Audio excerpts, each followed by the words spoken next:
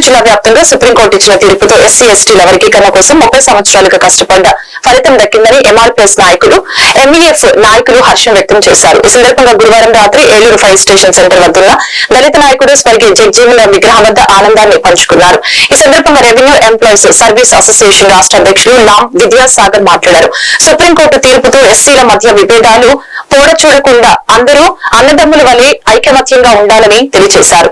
కార్యక్రమంలో అబ్బా దాసరి శ్రీనివాసు, జంపిన శాంతకుమార్, రామారావు, పలువురు కార్యకర్తలు పాల్గొన్నారు.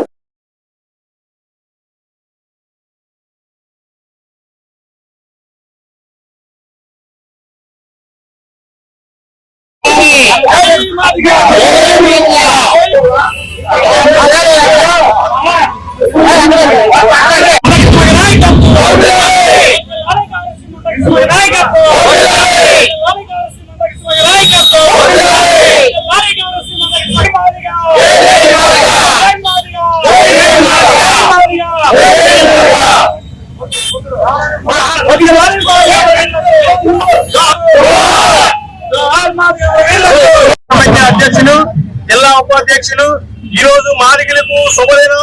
30 సంవత్సరాల నుంచి ఎదురు చూస్తున్నటువంటి మాదిగల చిరకాల వాంఛ ఎస్సీ వర్గీకరణ శ్రీ మందకృష్ణ గారి నాయకత్వంలో ఈ రోజు గౌరవ సుప్రీంకోర్టు మరి మాదిగల యొక్క శ్రమను, వారి పడ్డటువంటి అవమానాన్ని, సమాజంలో వారు ఎదుర్కొన్నటువంటి ఆ అవమానాలన్నింటినీ పరిగణలో తీసుకొని మరి గౌరవ ప్రధానమంత్రి గారి యొక్క సారథ్యంలో మరి కృష్ణమాది గారు బహిరంగ సభలు ఏర్పాటు చేసి స్వయాన దేశ ప్రధానమంత్రిని ఎంఆర్పీఎస్ సభకు తీసుకొచ్చి మాదిగల యొక్క ఐక్యతను, మాదిగల యొక్క ఆ యొక్క కష్టాన్ని ప్రధానమంత్రి గారు కళ్ళారా చూసే విధంగా మందకృష్ణ గారి యొక్క సభను ఉద్దేశించి మరి ఏదైతే మాదిగలకు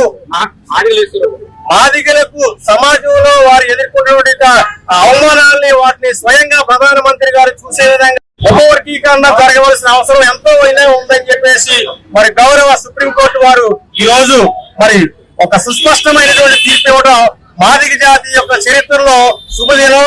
దీన్ని మేము ఎంతో సాధారణంగా స్వాగతిస్తూ మాదిగ జాతి ఈ రోజు పండగ దినం దీన్ని ఈ విధంగా సెలబ్రేట్ చేసుకుంటూ మా యొక్క ఎంఈఎఫ్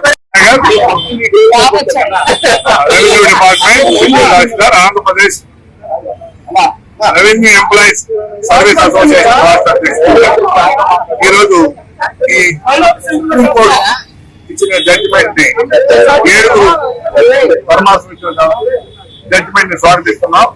ఇది ఎవరి గెలుపు కాదు, మరి ఎవరి ఓటమి కూడా కాదు. ఒక కుటుంబంలో పెద్దవాడు చిన్నవాడికి సమానం వాట, చిన్నవాడు పెద్దవాడికి సమానం వాట. దాని మీద జరిగిన పోరాటం అనుకుంటుందిగా 30 ఏళ్లు సాగదీయటం, వ్యవస్థలో ఇబ్బందులు గురి చేయటం, 30 ఏళ్ల పోరాటంలో 94 నుంచి 99 వరకు జరిగిన పోరాటాలను గుర్తించిన నాటి ముఖ్యమంత్రి చంద్రబాబు నాయుడు గారు 99లోనే ఏబిసిడి చేయటం, 5 ఏళ్లు ఆ ఫలాన్ని అనుభవించడం, 2004లో వ్యతిరేకంగా కోర్టు నుంచి తీర్పు రావడం, ఆ కోర్టు తీర్పుని ఈ రోజు కొట్టేయటం.